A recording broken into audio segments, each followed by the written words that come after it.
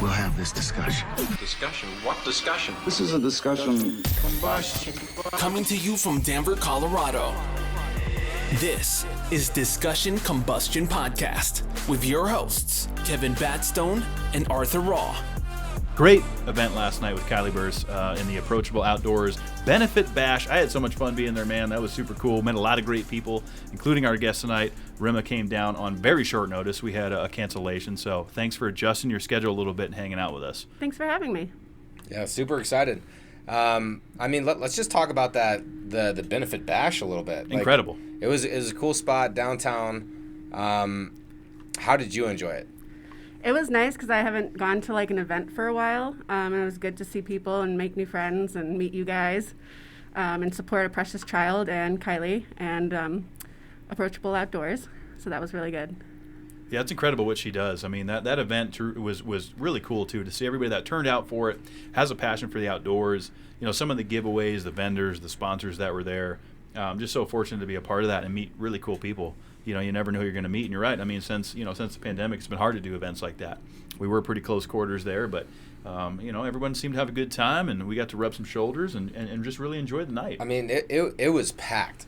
Packed. And yeah. So they had the food, and I'm not, talking, negatively about any of this. It was just a fun experience overall, but, you would have to go into the far back corner, which was the most narrowest of areas, to kind of get some of the sampler plates. And I want to give a quick shout out to, I forget her relation to Kylie, but Heather, I think it was her cousin. Her cousin, checking people at the front door. But she was grabbing those plates of food and bringing them out so everyone could kind of, get some of the hors d'oeuvres, I guess. But that was Kirsten, her other cousin. Oh, that was Kirsten who did that. Okay.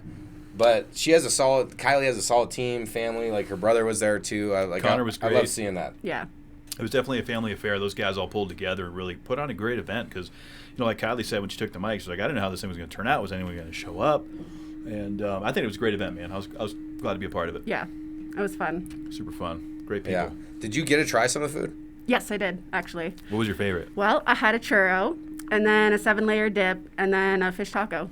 Okay. I had the 7-layer dip. I didn't get my hands on the fish taco. They I were just all couldn't get really over good. that. You were getting trampled on, like you were saying, on the way to the hors d'oeuvre table, but that's a good thing because it's great that Kylie was able to have that big of a turnout. So many people donated to a precious child. Just a terrific event all around. So cool to be a part of. Yeah, I mean, and you got to support people that support you too, right? Mm-hmm. So I always feel like that's extremely important to be there for people, especially through any sort of thing that means something that's bigger than yourself. And I love how your sister's been there for you through some of the things you've been through. Yep. Very touching story. I mean, do you mind sharing some of your story? For sure. Where to begin? It's kind of a long one. So what it's CS? Cystic CF. Fibrosis, right? Yes, CF. CF. Okay, CF. So I was born with cystic fibrosis. It's a genetic lung disease that affects your lungs, obviously, as well as a bunch of other organs like your kidneys, your liver, your pancreas. My pancreas doesn't work, so I have to take enzymes every time I eat. Wow. And so CF causes sticky, thick mucus in your lungs. So it makes it hard to breathe, creates a lot of infection, and causes a lot of hospitalizations. Jeez. So I was in the hospital a lot growing up. And as I got older, it got worse. So I was, in the hospital for a couple weeks here and there, every couple months. And then once I was in college, I was down to 30% lung function already. Wow. And so I needed a transplant. So they started talking to me about one. And so I was living in Boston at the time, actually. That's where I grew up. Boston, Mass, huh? Yeah. I'm a New Englander. I grew up in Wolfboro, New Hampshire. Oh, hell yeah. Not far north of there. So I got evaluated for a transplant in Boston at first. And then they were like, you're too well to get a transplant at the time. So you can't be too well, but you can't be too sick. Interesting. So it's like this fine line this of like Goldilocks zone of critical health. Totally. So they're like, we're just going to monitor you every 6 months, come in and, see what your quality of life was. I wasn't on oxygen. And so I was still able to do stuff for myself. So I was like, okay, I'm good right now. And so then eventually I was like, I want to move to Colorado because I've been going here to visit my mom's friend in Boulder for years. And I was like, the first time I came here, I was like, I'm going to move here one time. Yeah. One day. And here you are. Yeah, here I am. When did you make the jump? What year? 2016. Okay. So So you've been here about, give or take 8 years? yeah. If I did my math right? No, 6 years, sorry. 6 years. It's 2022. 16, 22, yeah. No, I'm horrible at math. Don't ask me. Because I've been here since 2007, so that's a better part of 15 years, I guess. That's a good amount of time, though. Yeah. So before I moved, I got really sick before my move date, so I had to move my move date. So I was in the hospital for like 3 weeks, and that's when I got put on oxygen for, 24 hours a day. And then, so my sister, when I got really sick, she decided, hey, I'm going to help move you out to Colorado. I'm going to drive you. And I think that's when she decided to become my caregiver, because we knew I was going to need a transplant, because my care team in Boston was like, all right, once you move, you need to find a transplant center, get on a list, and get a transplant. So once I moved, it was like in February when I went to the UC Health to check out their transplant team. And so I had an appointment, and everything was good. Everything was like, okay, yeah, we'll do your transplant. And then the next day they call me and they're like, just kidding, we can't do it. Oh, jeez. So that's like, it's like one of those things where it's like, okay, all this anticipation's building over this. And then now you're like, okay, I had to move my move. I'm doing all these things. I'm ready to go. And then it's like they pump the brakes on you. yeah. So they're like, we didn't realize all the bacteria that you're growing in your lungs. It wasn't anything too crazy, but they were resistant to like every single antibiotic.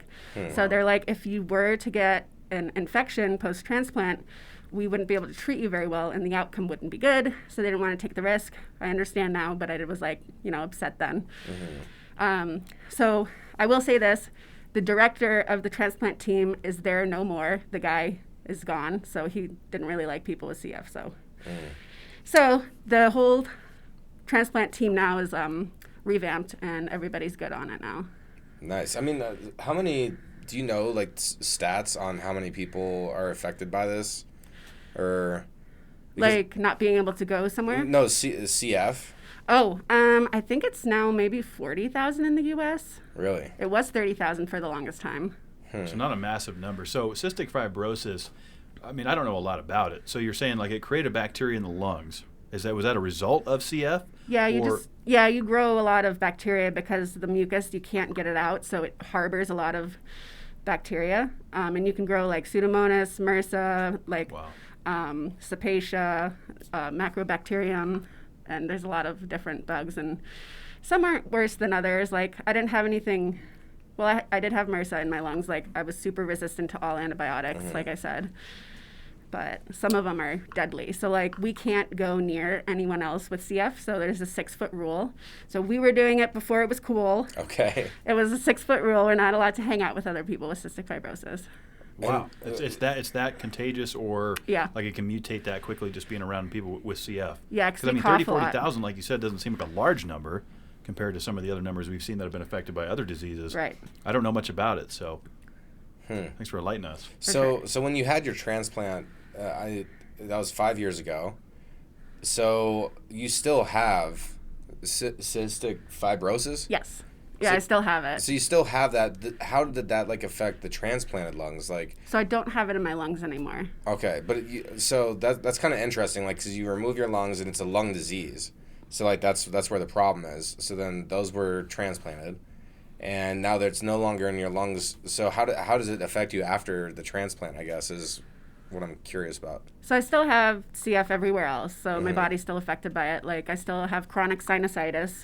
So I've had like 8 sinus surgeries. And then I have pancreatic insufficiency. So I take enzymes every time I eat.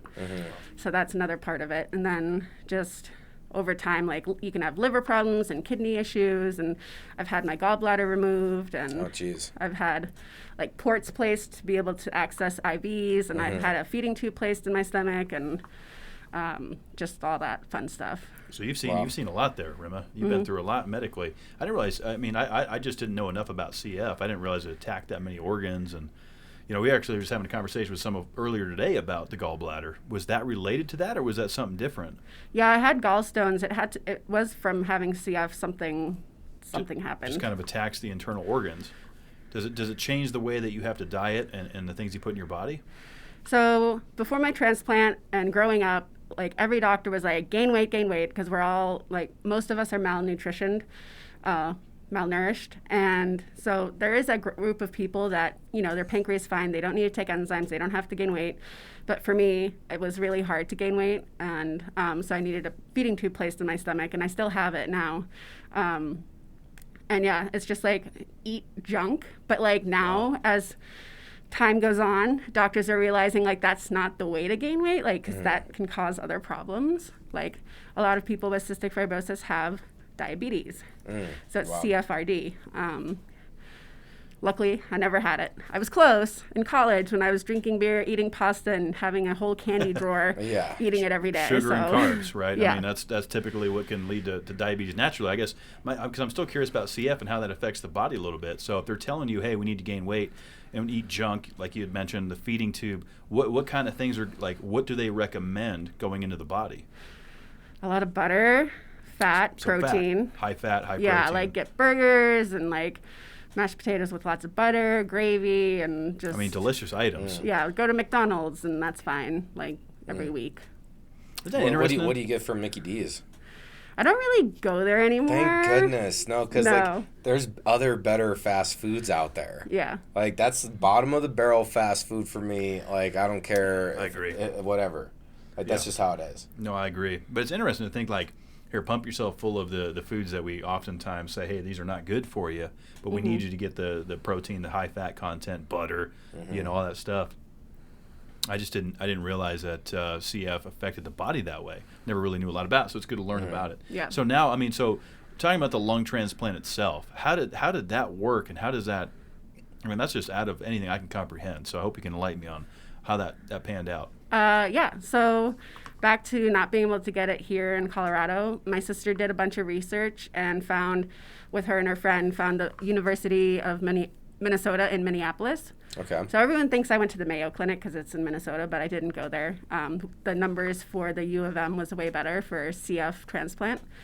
So I ended up going there. I called them, talked to the coordinator. I was like, can you accept me with these bacteria that I'm growing? And they're like, yes, let's do an evaluation. Drove out there. It's like a 13, 14-hour drive. And so the evaluation is done over a week because there's so many tests and appointments and classes like you have to take. It's pretty intense and very tiring. I bet. So I mean, especially if like you're having a hard time getting nutrition on top of it, or you know, and then you're out, like it's stressful because you're like fighting for your life and stuff. Yeah. So I was on oxygen full time at that point, and my sister was doing stuff for me. You know, she drove the whole way. She wouldn't let me drive. So we did that, and they're like, "We'll call you in 2 weeks." They called me. They're like, "Yes, we'll do your transplant." And I wanted to enjoy my summer. This was in April of 2016. Okay. And I was like, I want to enjoy my summer. Let's push off before I have to, you know, get listed or anything. I did not enjoy my summer. I was in the hospital so much. Oh, jeez. I went back for a trip back in Boston, and then I came back and I caught a cold, and I landed in the hospital for 3 weeks, and I was like coughing up stuff that looked like chocolate milk. It was brown and disgusting, TMI, but like that's how sick I was. And then they're like, I found this out after the fact. They're like, she's not gonna make it. They're like, she's getting too close to needing a transplant. They thought that cold was maybe what would do you in. Yeah, because it really, like, every cold knocks you down more and more, and you lose lung function. So I think I was like at 18% at that point. Jeez. Wow. So That's pretty intense. Yeah.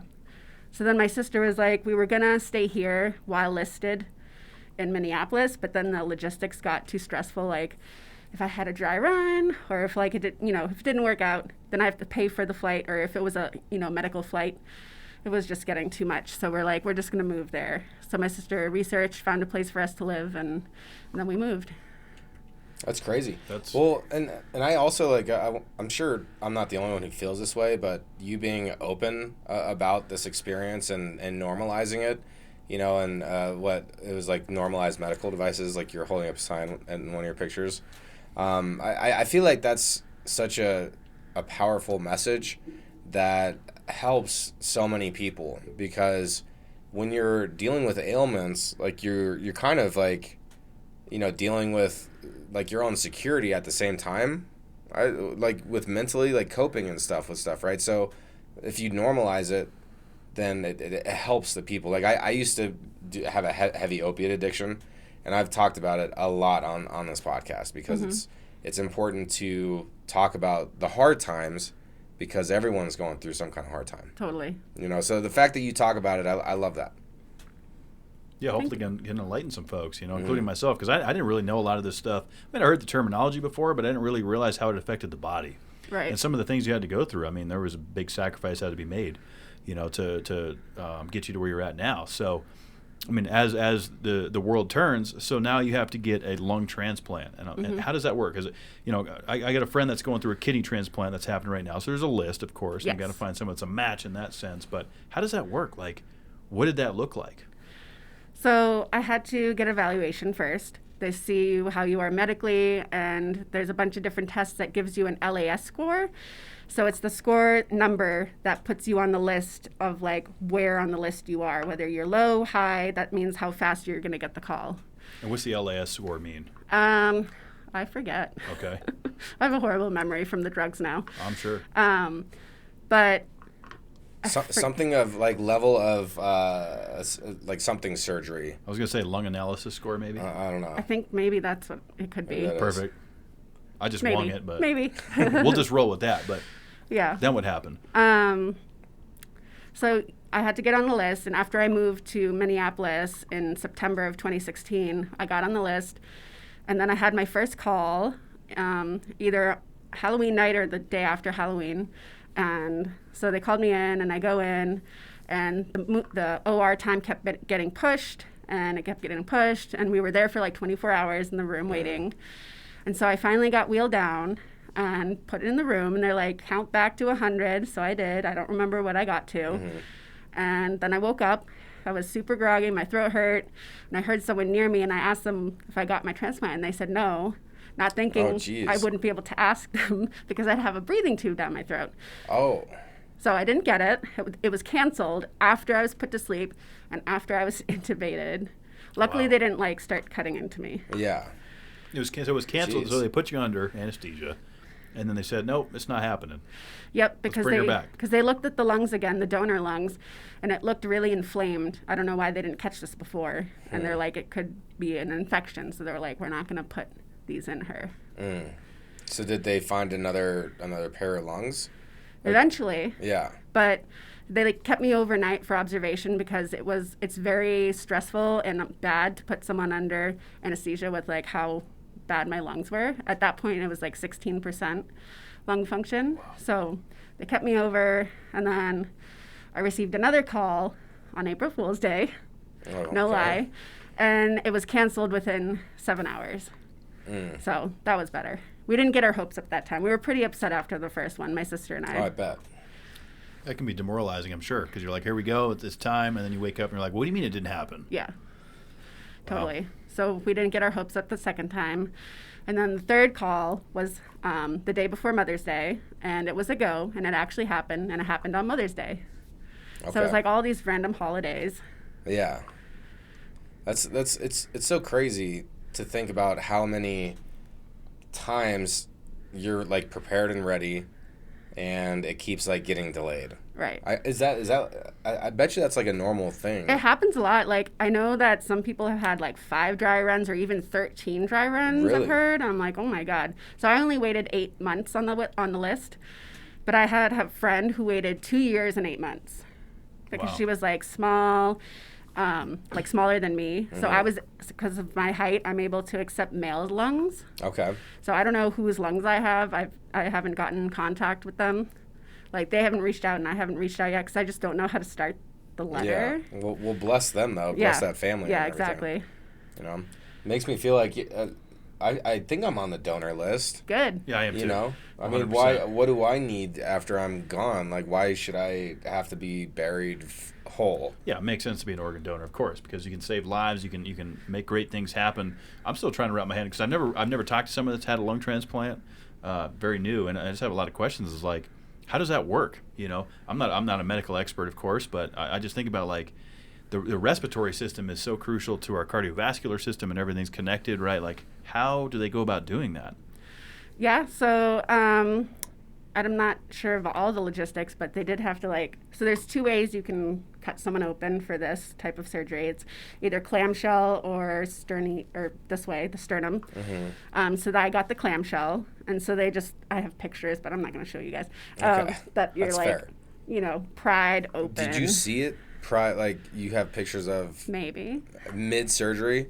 I would have a hard time, Kevin will crack his middle knuckle too hard, and it will make me medical stuff freaks me I have out. a hard time with that. Yeah. It's pretty intense. My mom's getting ready to get her back sliced today when this episode God. drops. She's going in for a 5th back fusion. It's unreal. It's man. failed every time. They're going to fuse her from her neck to her tailbone. So we're thinking about Mom, of course, today as this episode drops. But it's amazing what they can do. It's going to take this time. It's going to take this time.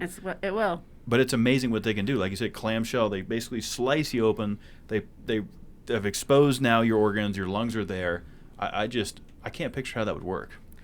It's pretty crazy, and it's a miracle that science has come this far that you can do both lungs at the same time. And some people get lungs and a liver or lungs and a heart at the same time. Obviously, they do the lungs first or the heart first. I don't know which one would come first. But I think my surgery was 7.5 hours. But for people who have complications or have a surgery that requires more than one organ, it's 12 plus hours. It's a long time. I'm who is standing there doing this without are they taking breaks? Are they tagging in? What's happening? They have to tag in. You would think. Because I believe that human capacity is you can do something straight for about 4 hours before you kind of mentally start checking out, right? And have a hard time performing that at peak level. I feel like there's a 4-hour limit. That's what I've heard, and it was all based off labor, doing construction and stuff. You could only shovel, rocks for 4 hours before your body is I can't do this task anymore. Interesting. So whether physically or mentally, because I think about a surgeon. We talked about this earlier about because my mom's getting ready to go in there for 7-8 hours. Oh God. For this back fusion, it's that's a long time to be in there tweaking around and playing operation, if you will. It is. Not something I could do. I don't think I was built to do something like that. I mean, that's major responsibility, whether you have a passion for it or not. I mean, there's a natural skill set to it as well. To be able to go in there and open someone up and say, hey, we're going to basically redesign the fundamentals of your body, it's incredible. It is. And like you guys were saying about organ donation, everyone, I feel should be an organ donor. I'm an ambassador for UNOS, which is the United Network of Organ Sharing. So we always try to promote more people to sign up, and you can do that at the DMV or on, when you renew your license. I think you can do it online. Yeah, everybody out there, if you're not a donor, just do it. You're going to be gone anyway. Just go ahead and get on that list. I completely agree with your mission there. I support it. I support it for sure, 100%. Now, when I'm gone, would you want to take my liver? Probably not a great idea. I've done a lot of drinking, but I'm sure there's a couple good things in there that could be used. Totally. But I think the fact remains, yes, everybody should consider doing that. You could help save a life for sure, even when you're gone. So exactly. I'm with you there. It's super important, and it's just a journey life is to even be alive. So sometimes I'll get on kind of a hippie rant. This is Colorado, so it's okay. Yeah. But even just to be alive and have a conversation and understand what you're saying, what I'm saying, there's billions of synapses happening between the three of our brains instantly right now, and it's quite the symphony of things that are all playing together, and we're all breathing right now, and the lungs are a huge piece of that, with the things that you've had to overcome with that. So do you feel with what you've experienced that the lens that you look through life through is just really grateful, or is every day to you I feel blessed every day. I've lightly mentioned in this conversation with you overcoming opiates, and a lot of people don't make it out of that battle. That's true. So I feel I have a second lease on life. Do you kind of feel the same way? 100%. Yeah, I try to live life. I don't take things for granted. I try to make memories with the people who matter and who count. And try to get all these experiences that I never could do before. just knowing like what I was before transplant and what I am now. Like my sister had to I couldn't make my bed. I couldn't carry things. I couldn't wash dishes, make food for myself. She had to carry things for me. I didn't drive for like 12 months because because I was on antibiotics, IV antibiotics for 10 months straight. Wow. Because they're like, this is keeping you stable. We're not going to take it off because we feel like your lung function would dip. So the lowest I ever got was 14% lung function, but then it went back up to 16, and that's where I was. Where's it at now? 104. Oh, awesome. Yeah. So that's like full send. Yeah, full send. That's terrific. Yeah, so now I can hike. I can do my laundry. I can work out. I've done 3 14ers, and Kylie hiked one of them with me. Shout out Kylie. Rock on. Yep. That's awesome. That's cool. What was that one?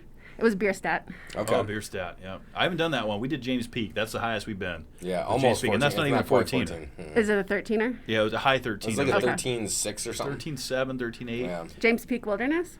No, James Peak just above St. Mary's Glacier. Okay, yeah. I think I know where that is. It was we did it early May, so it was still pretty wintry Snowy. up there and very, very strong winds. But that was going to be my question was when it comes to the hiking, because I know I get extremely winded up there. I know like anytime they test my oxygen, I haven't smoked. I'm not a smoker. I chew tobacco, but so I usually get like 97% oxygen when they test me. So I feel like my oxygen levels are good. But when you get up in those high countries and those low air density, high altitude, it's tough to breathe, even for folks with probably very healthy functioning lungs. So what does that feel like now? Because did you hike before when you were at low lung function? Not. I was hiking before I got really sick. So I was probably in the 20s, and I was like hiking in Massachusetts, so that was not at elevation. Right. And so I was able to go at a slow pace. I could hike. And then once I got sicker, obviously, I couldn't do anything like that. Yeah. And now you can summit 14ers. That's incredible. Yeah, That's incredible. It's amazing. amazing. It's amazing what modern medicine and organ donors can do. exactly. Yeah. Be an organ donor. Yes. Yes. Camera was on you, so that was perfect. No, but it's so important, and God bless it. Like, I'm not a religious person, but I am extremely spiritual, and I believe in higher energies and powers.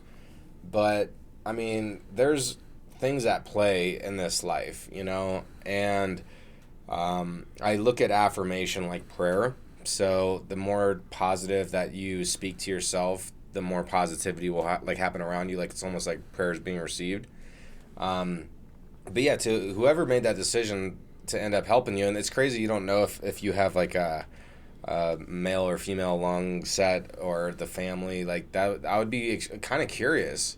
I know. I need to write that letter. Have you done do you know the family or? No. So I would have to send it to my transplant coordinator in Minneapolis, and then they would pass it on to the family.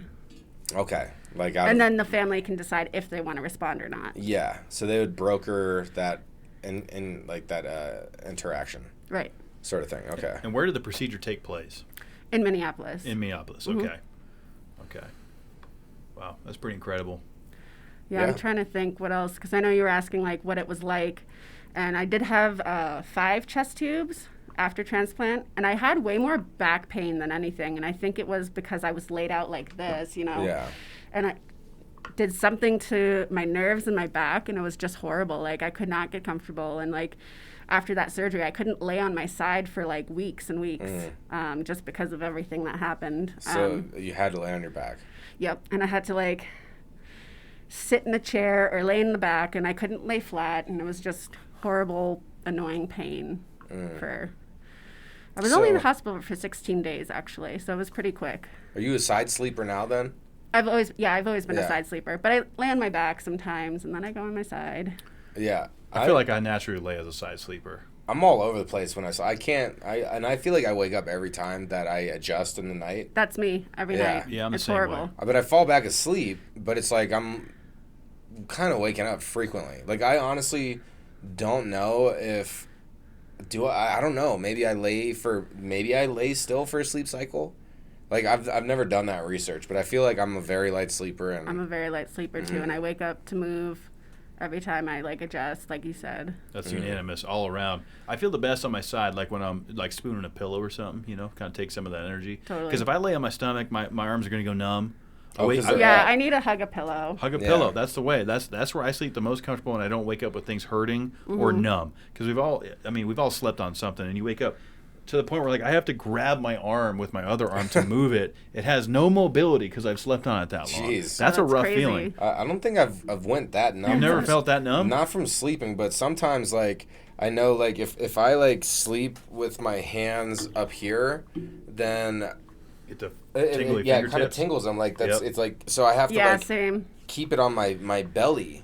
It's like where my hands need to be. Yeah, I would agree with that. If I sleep like that, my shit gets a little tingly. Yeah, I don't like it, and I didn't know if it was like because I was excessively drinking whiskey and eating a lot of jalapeno chips, and so I was gaining some weight, and I feel like since I've lost some of that weight, that I don't experience that as much when I sleep.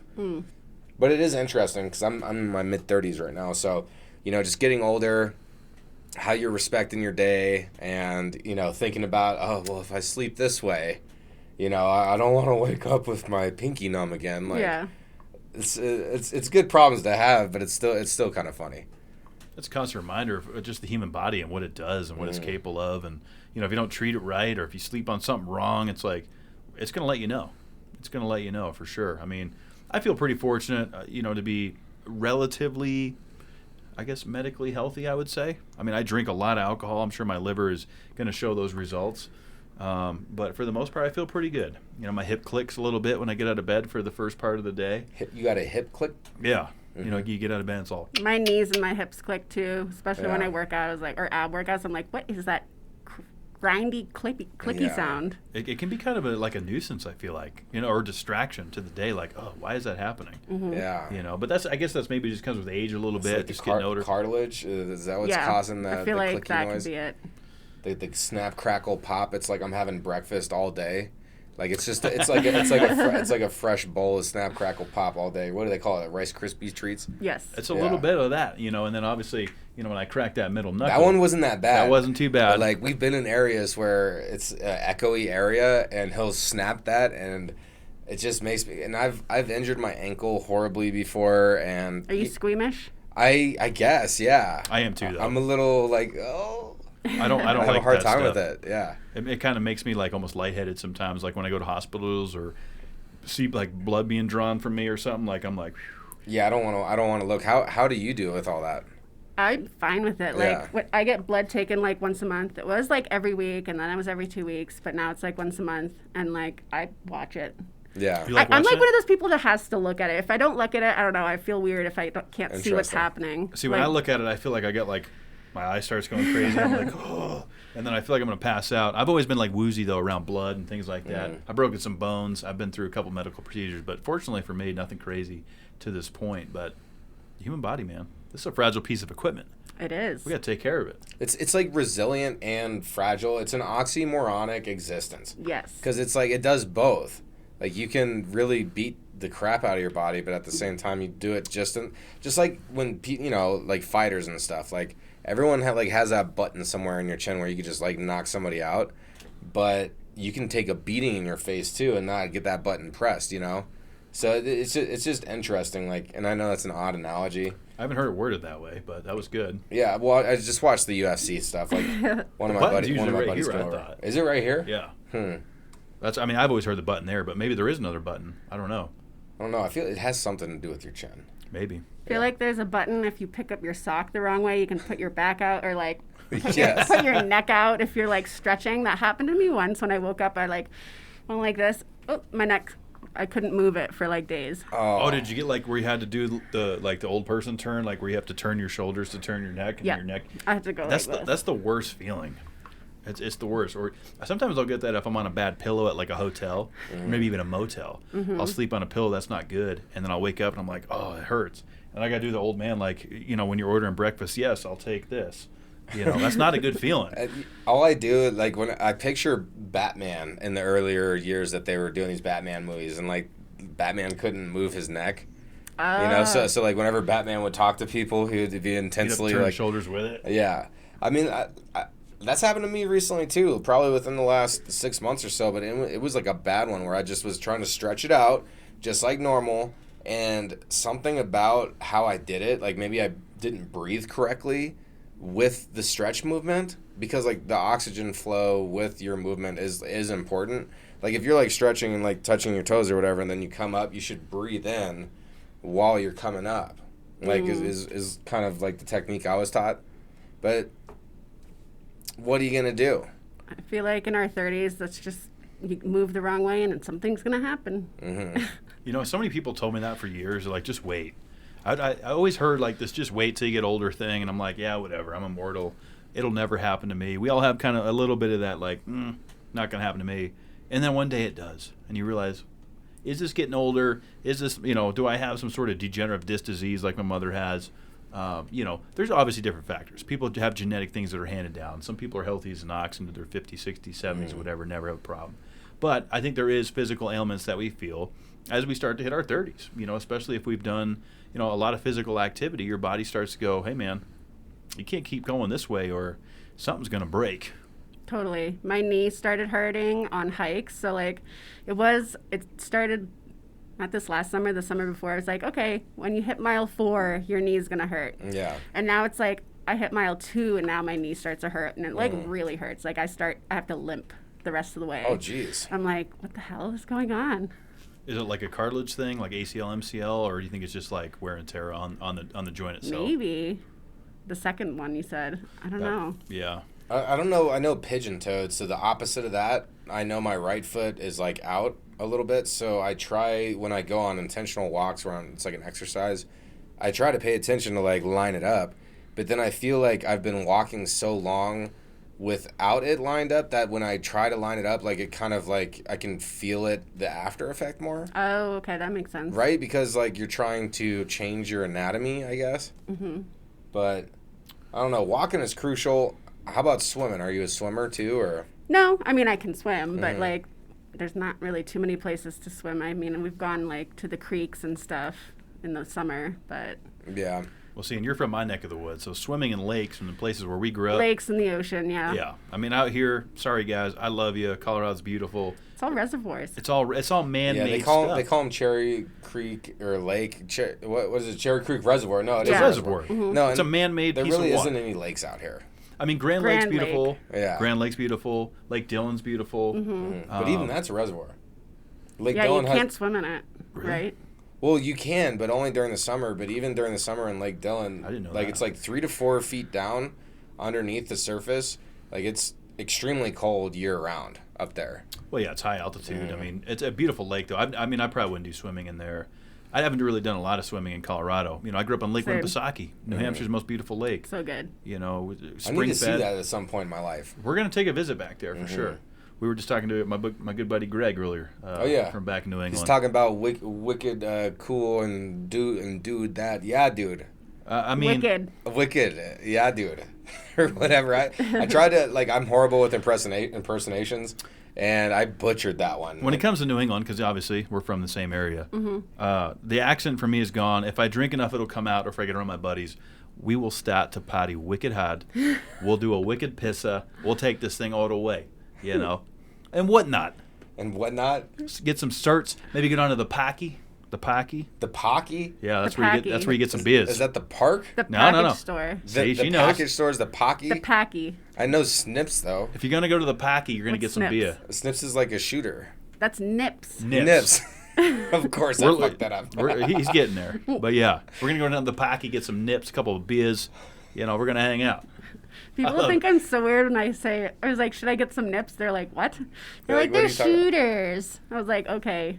Yeah. I know, because I sell alcohol in my day job, and I can't use the word nips out here in Colorado. Back home, You should we're bring from? it out here. people are like, nips? What the hell is that? You should bring it out here. Just like when we talk about ice cream cones.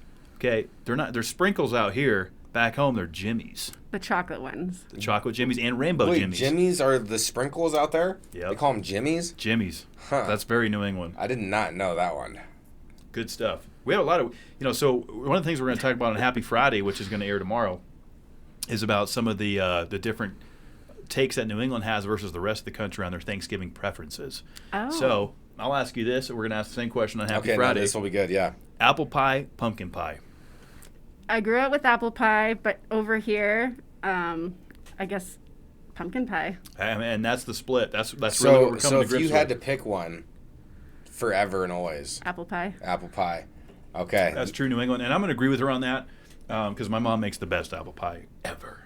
I got to try it. She draws the little things into the crust. Ooh, She likes fancy. it's real nice. It's real nice. I love pumpkin pie. Mm-hmm. But my New England roots, growing up with Macintosh apples and working on an apple farm in New England, apple pie all the way.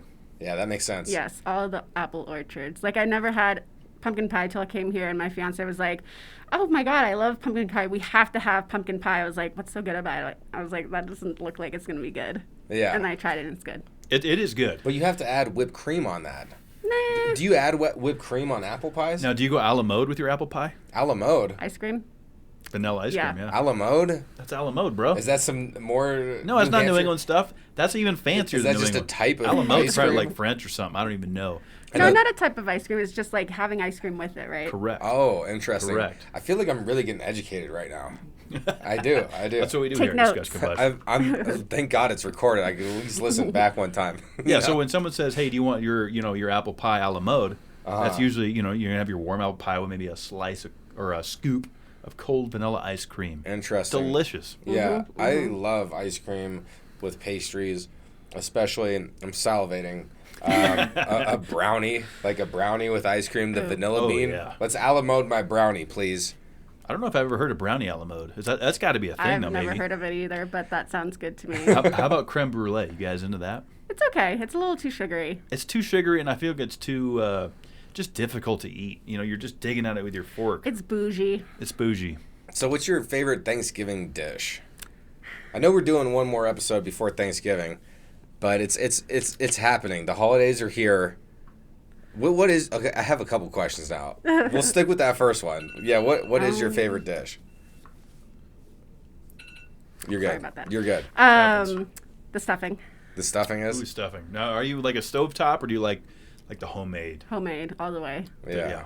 So do they, stuffing stuffed in the turkey? No. Really? Just the stuff. But is it still considered stuffing Yes. then, Yes. technically, even though it 100%. wasn't stuffed?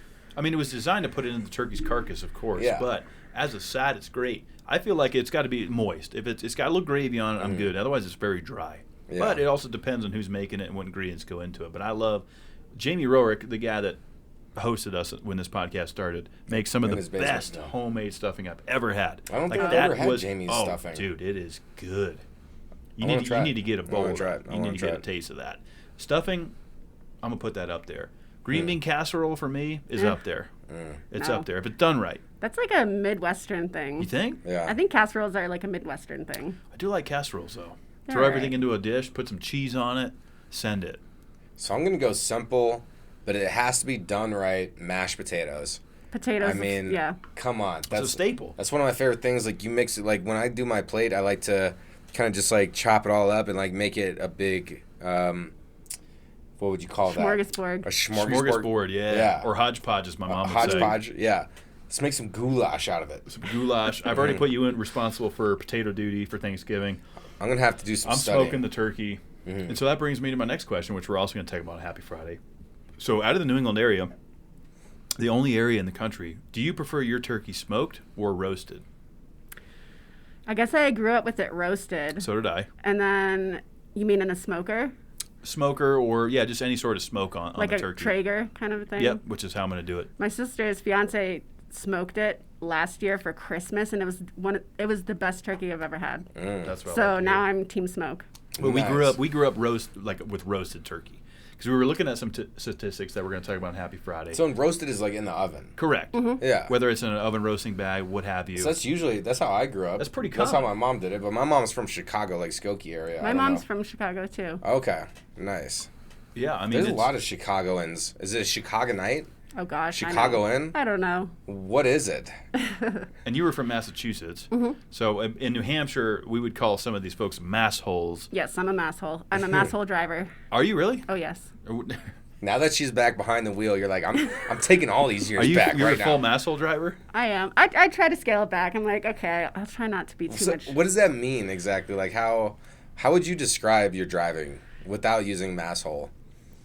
Aggressive, defensive. Like, I know where I'm going, and I'm getting there get out of my way, or use your damn blinker, or blinka, whatever. Blinka. And slow people, get out of the left lane. You don't belong there. Agree with that. Just slow people in general. Like, get to where you're going and get there, like, not slowly. There is something about the way we drive in New England, and just a lot of things that we do differently over there, I feel like. I was telling Art this a little bit. Like, when I moved out here, everything back home is very fast-paced. Even at the grocery store, like, the way they check you out, it's quick.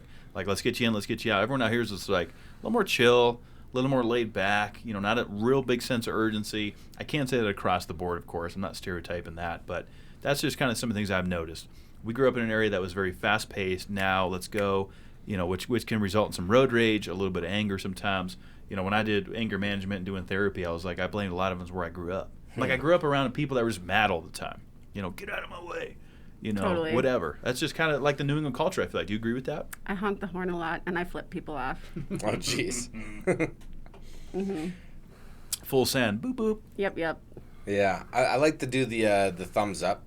Oh, yeah, I like to wave sometimes. Like, oh, hey. The clap is one of my favorites because people don't know how to respond to that. They're like, is he applauding me or is he just being an asshole? The clap, I learned that one. I like that one. That one's fun. Driving's always it's one of those things because it brings out this rare piece. It's like a primal piece of humanity. And, we're not technically supposed to be moving that fast as humans, right?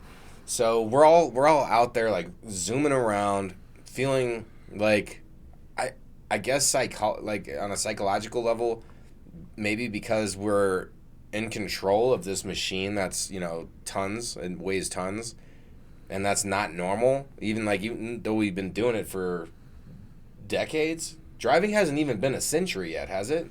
Oh, it's a century. Yeah, I mean, it? You look at Henry Ford in 1919. Okay, yeah, we're past it. We're past it's century. Been there. Yeah, okay, so just over. Yep. So congratulations to humanity on that. But I feel like it brings out this piece of people that everyone is just a little different when they're driving. Like, you don't treat people like that when you're standing in a line, like waiting behind people in a line, or sometimes when people are walking really slow in front of me.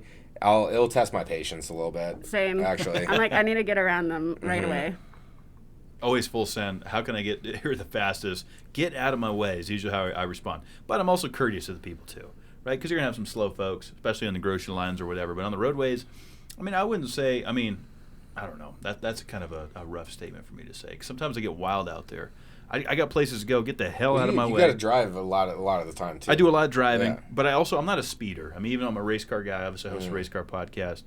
I try to just abide by the road a little bit. My whole thing with road rage is if my safety is not compromised, I'm good.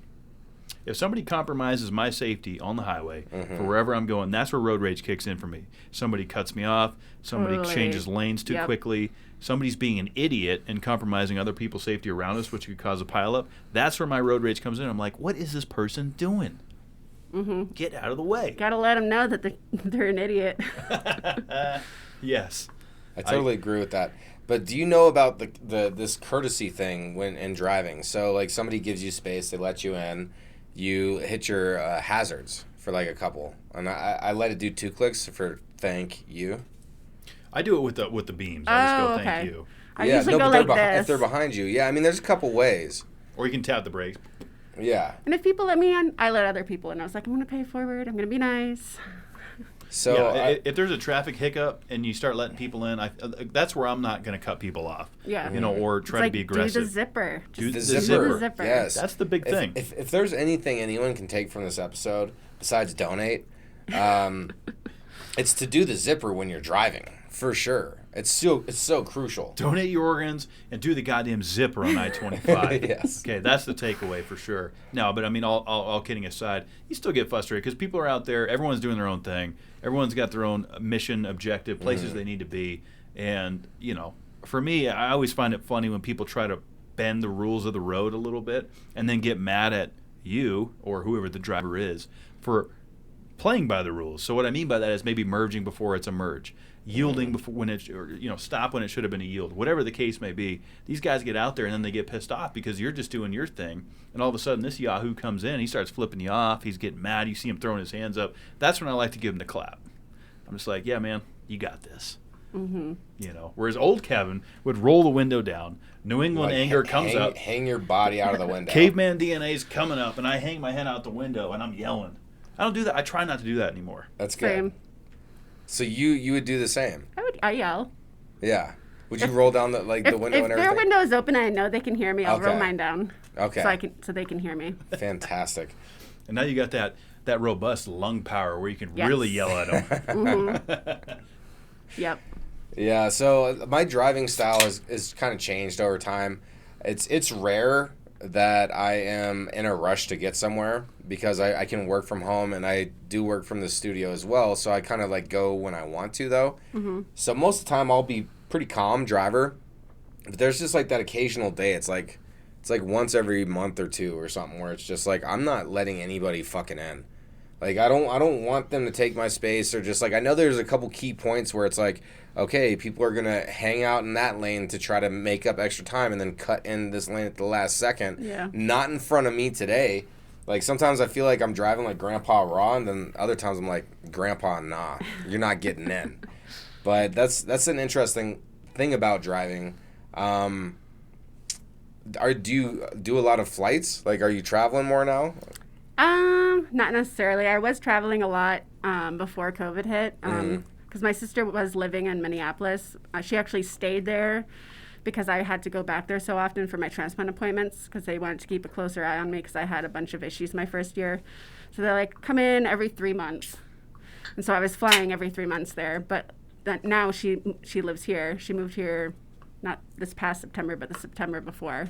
Mm-hmm. So I don't have to fly there anymore. And Is she enjoying it out here? Yeah. Awesome. Yeah. And my transplant team is now switched to Colorado, so I don't have to go to Minneapolis anymore. That's excellent. Yep. Because it's taxing. Like traveling can be fun. It's an adventure for sure, but it's not relaxing to me personally. Like Depends on where you're traveling to. Yeah. you gotta be all Exactly. organized. But even if you're like going to like a vacation, like I believe you need 5 days to like relax there. Because like your first 3 days it takes to actually like set in, and then after day 3. You're actually like in comfort mode. So it's like you have to have a minimum of like a 7 or 8 day off because I don't believe going back to work the day after you get back. Like you travel all day and then you have to go to work the next day. Like I don't like that. So my ideal vacation I guess would be you fly out, so that's day 1, and then you arrive that same day, but that's a travel day. And then so I'd need 5 days from there. So that's like 6 days total. And then the travel home day. And then the day, so like an 8-day vacation. And, I mean, unless you're planning on traveling internationally, and by international I don't mean Canada or Mexico, like overseas, going across the pond, I would agree with that. But I mean, going somewhere local for travel, I feel like there's plenty of times where I can fly into a destination, grab the rental car, go have some fun, grab some good dinner, and then hit the hotel, Airbnb, whatever it is. I think you can cram it in. Well, you can, but it's not like you're doing stuff the whole time. Which is great. That's the whole point, right? I mean, there is some sort of that relaxation piece where you get to the beach and you can just kick your feet up and drink Mai Tais, as the tide rolls in. I agree with that, but I don't know. I like being on the move. I have no problem flying in late and then going to work the next day. Okay. I feel like you're one of not many. I've been told that before.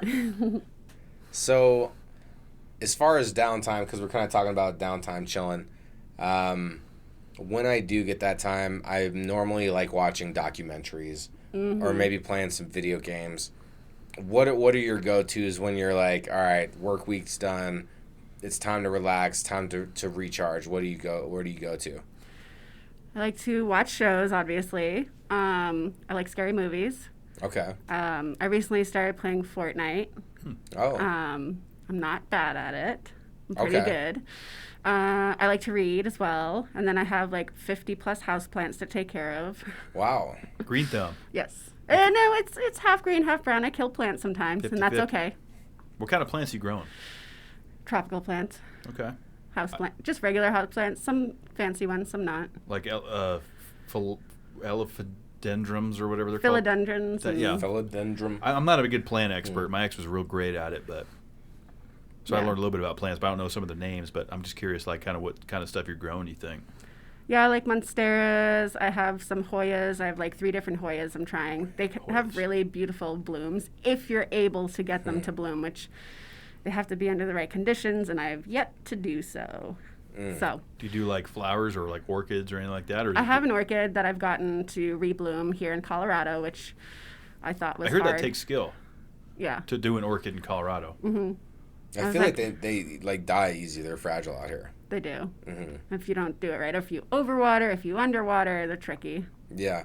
One thing that I liked about when you walked into the studio space, because you own 50 plants, like you could just tell immediately. You looked around, you're like, I like your guys' fake plants, because you can see. So, like, yeah, this shit ain't real. Yeah, there's no sunlight in here. You have the eyes for it. Yeah.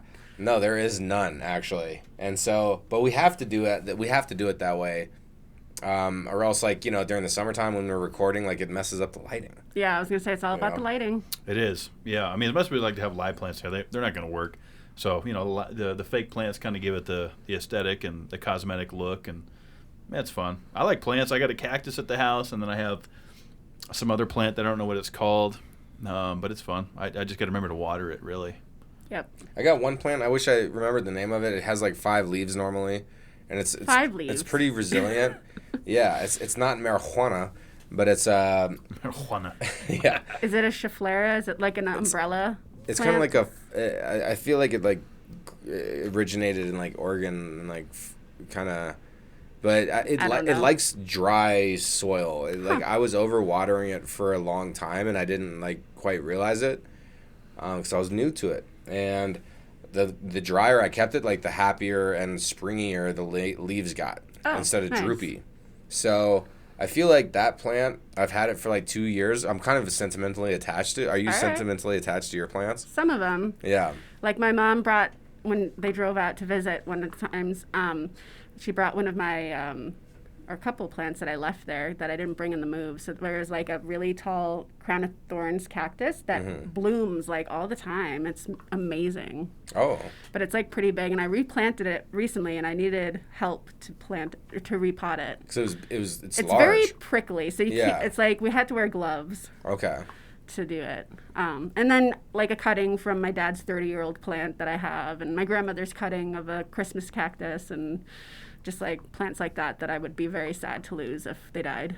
Oh, I mean, it makes sense, especially like it's like a heritage plant. Mm-hmm. Like it was from your grandma's cactus. Yeah.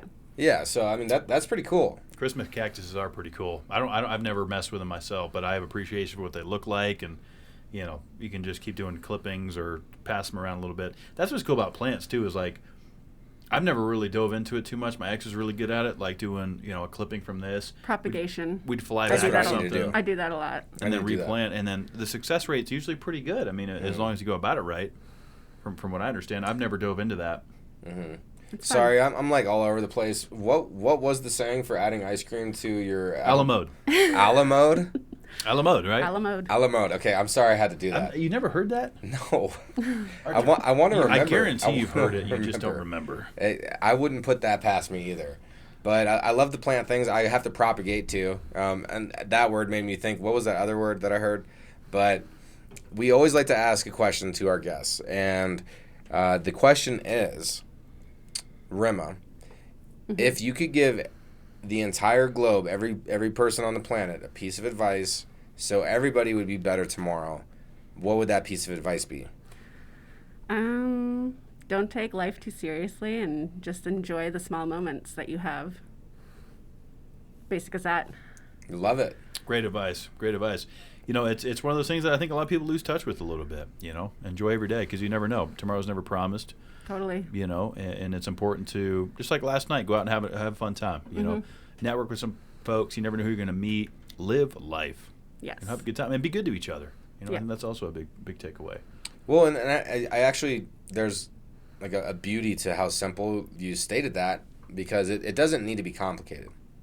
Really enjoying life and all the little moments, like that is living. Like all the little moments that you're existing, that you like, that's where life is. And to like not overcomplicate it, I love that too, because it's like you're almost appreciating more and being more conscious about all the little things, but at the same time, it's like a duality of thought process. You know, you need to like have that balance, I guess, as far as like not overcomplicating it, but while also appreciating all the small things, which could be more complicating in a certain sense. I don't know, but well said. Well, thank you. Well said. Yes. Well said. Great takeaway. Great episode, too. I mean, thanks for sharing a story. I mean, that's the first time I've ever heard something like that. Thanks for having me on. I'm glad I could share the story and pass on, let's get everyone to sign up to be an organ donor. That's a great takeaway from this program, and we're going to include a lot of that in the show notes down below. Is there anything you'd like to add, or you would encourage our viewers, listeners, what have you, to get involved with? Anything you'd like to promote, push, what have you? Become an organ donor. Also, you can always donate to the Cystic Fibrosis Foundation, which they do a lot of research for drugs to help people with cystic fibrosis. There is no cure yet, but there's a lot of good research and drugs coming out that have made living with cystic fibrosis so much better. Like, people's lung functions have improved greatly. And so with the donations, that's how research happens. And then locally, I work for the Cystic Fibrosis Lifestyle Foundation. Okay. So that's different. And so I'll be doing a fundraiser hike here in Colorado, probably in the spring. Awesome.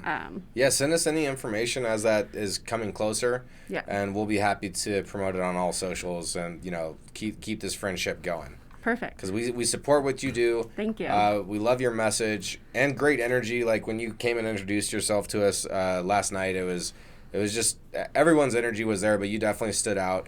And it's a pleasure to sit across the table from you and share some time with you.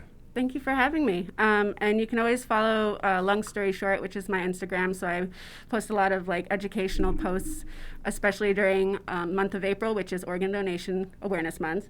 And then May, which is Cystic Fibrosis Foundation, or Cystic Fibrosis Awareness Month. Sorry, all these words. So April and May. April and May. Okay, those so are I big post ones. a lot of Good months to focus flashback pictures and Yeah. educational things and stuff like that.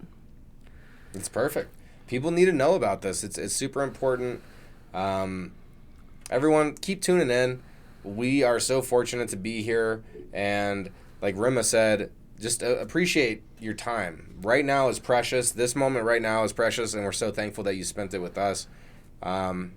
Please be good to yourselves. Yeah, absolutely. And thanks again, Rima, for coming down. Short notice. Thanks for enlightening our viewers, listeners on some of the things, cystic fibrosis, and some of the I like the handle that you have too for your social media. I think that's kind of catchy. It's a fun play on it.